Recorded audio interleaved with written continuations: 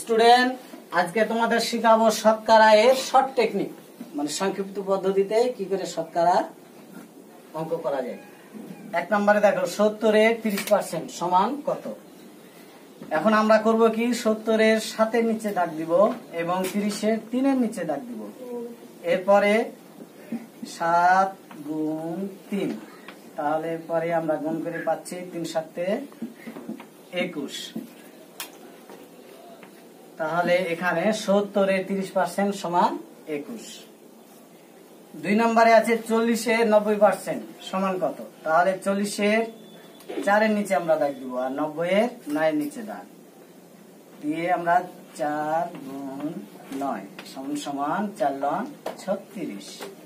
তাহলে 40 এর 90% সমান সমান 36।